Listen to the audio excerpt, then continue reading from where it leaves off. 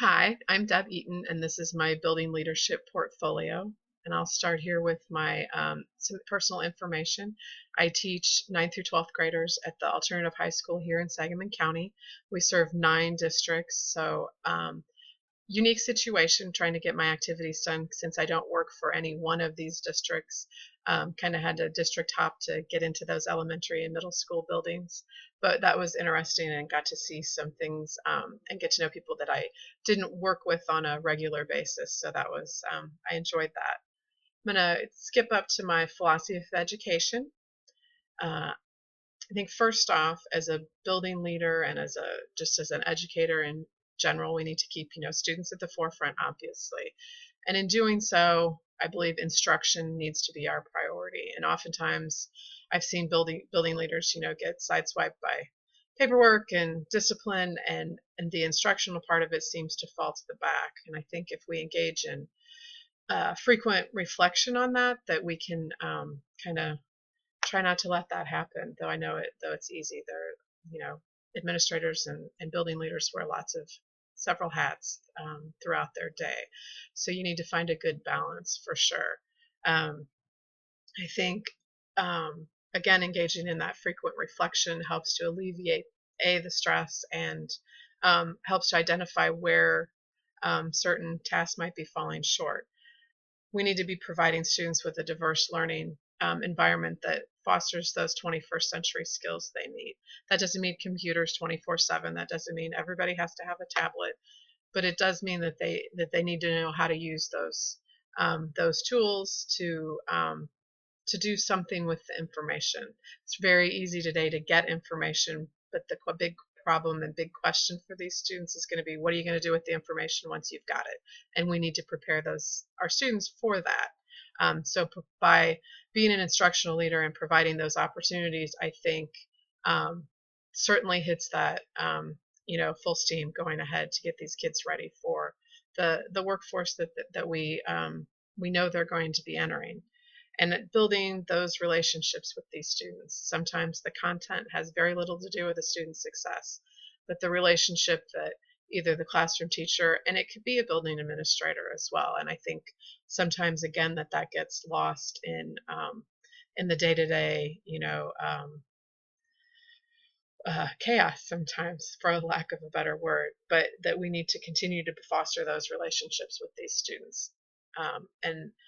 And I think that makes a successful building and a successful leader. And and that goes along with staff as well. That we should be, being collaborative and supportive of one another instead of trying to one up or negate what someone else is trying to do. I'm going to start with the district activities that I did, and I'm just going to kind of run through a list. I implemented the attendance intervention mentoring system, AIMS. It'll be the first one that comes up here. It takes 2 or 3, 4 or 5 of our students, whoever we as a staff see that has been successful in fixing their attendance issues. They've seen the way, they realize they need to graduate from high school, and they're making great choices. So we will take them, meet with some middle school students. We pair them up that it might have similar issues to what that student had previously. They'll meet a couple times a week during a study hall or an enrichment period, and kind of just talk about, they might exchange numbers. Hey, a text in the morning, did you get to school today? Because I think any support on that level is great, and it seems to be working well. I think we'll have 5 students participating in it in the fall, and hope to expand.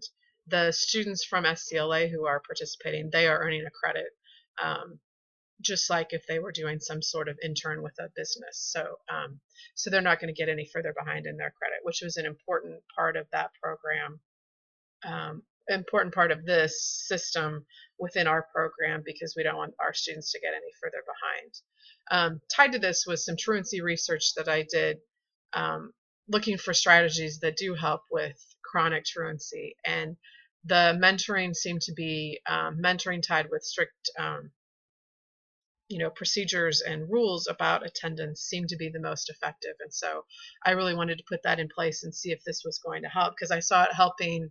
If we were mentoring 3 or 4 or 5 there's 5 teachers in our program, so we're hitting, a little more than 2/3 of our students, trying to, contacting them in the morning. Are you getting up? Are you on your way? When we see that they're going to be late, that if we could have that with some kids at a younger age, perhaps we could see some real difference there. There's also a PowerPoint about emotional disturbances. This is another issue that I see a ton of in school, and I'm not sure that teachers are really ready to deal with this. So we use this in a professional development situation in our program and our Safe School program. The diversity presentation was about just talking about really any minority. I believe the Amish is what this actual PowerPoint is about. We do have a small population, and it could be used with students or with staff to kind of discuss the differences and what nuances you might see in the classroom, and so that we're better prepared for diverse learners. And I think that's important in this ever-changing population that we live in. The next few, there's somewhere in order here, there's the post-observation, the actual classroom observation, and a pre-observation tool that I designed that could be used at any grade level. And the only one I'm going to kind of highlight here is on the actual observation tool. The P and the S was something that I added. The P should be a positive, and the S should be a suggestion.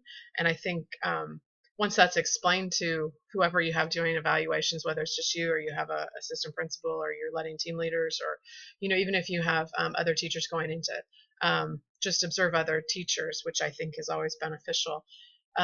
It's a great way to keep it balanced, so it's not all, oh, I didn't like this, oh, I didn't like this, or, oh, you did a great job, because everybody wants feedback, and genuine, real feedback is important. The next is a PowerPoint about Sangamon County that is used with new teacher entrants in several of our districts, especially where they have large groups coming in at one time. They might have had 10 new teachers. This is a great way kind of to tell them about the area, especially if they're not from here. I think it kind of highlights some of the poverty issues that we have in the district, in the 9 districts that serve us. And you don't really think about that being outside of the city of Springfield, that poverty knows no color. So it's important for those new teachers to see that. This next is also part of that program, and it kind of outlines those chapter summaries from our school law book. Thought this was great, and really, like all teachers, all administrators should be thinking about these when they begin their year, that these are what we should be keeping a focus on for sure. I believe that YouTube video is technology examples, and I'm not quite sure why that's not loading. But in the technology class that we did, we had to find certain examples, and these were the three that I chose, but there were so many that I could have used, that I think it's important to keep looking for those and seeing what works, and if it doesn't work, try something new, and certainly talking to our colleagues about that. This I presented to a staff at a staff meeting, so that went over well, and some of us have been implementing several of those. The dress code, this was presented also at a staff meeting, only because it's of high contention among my staff, even though there's 5 of us. And this, I was tired of, this is the constant argument, and kind of figured I could present my point without having to engage in a verbal argument, and we could move on from there. This next PowerPoint was used for a district-wide professional development. It was sent out to all of the staff, and it was about classism and how we as educators can make a difference in that area. I'm going to go on to secondary real quick.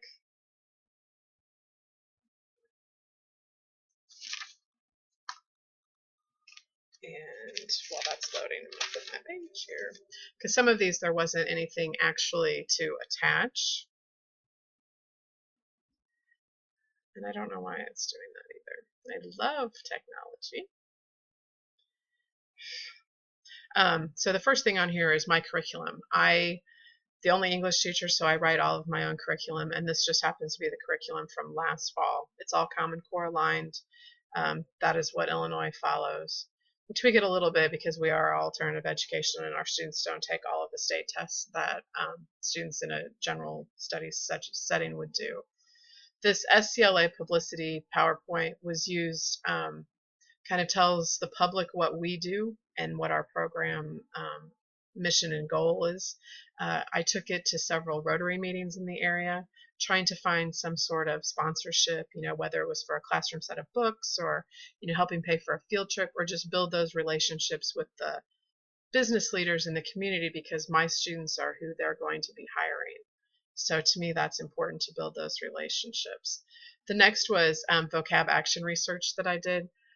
When I started SCLA, I realized and quickly saw that the student vocabulary was such a struggle for them to read anything grade level, certainly, and even engaging for them, because it was just, they might know the word if they heard it, but when they were reading it, it was a struggle, and you're not going to understand anything if you don't understand the vocabulary in it, or even the instructions. So broke it down between academic and textual based, and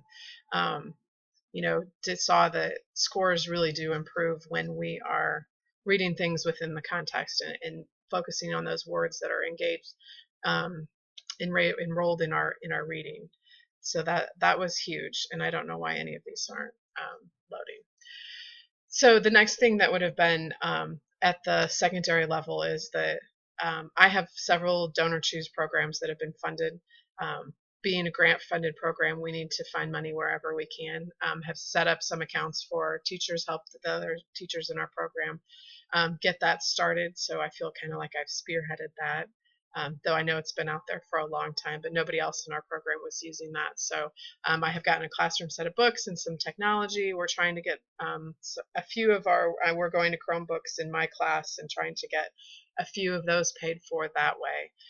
So that's been huge. I also set up registration so that we don't have a computer system at school that kids have their own email. So to implement Drive and Chrome in my classroom, I took it upon myself to, at registration, be part of that process and get every student an email address that I had the password to, so when they don't remember it, that I'll be able to get in and help them. But it'll just cut down on the paperwork so much. So that is huge. And also, while we're at registration, we go over the handbook that I was part of that team. So there was lots of hours involved in that.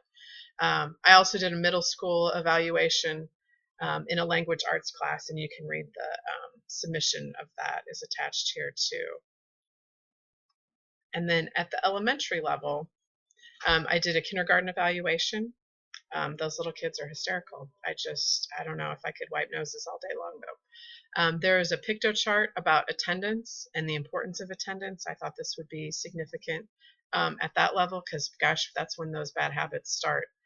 And I was engaged with the drama club at one of our elementary schools, and we met every Tuesday night for a couple of hours, and the kids ended up putting on Lion King. That was great, help make costumes and sets, and that was a ton of fun. Love that.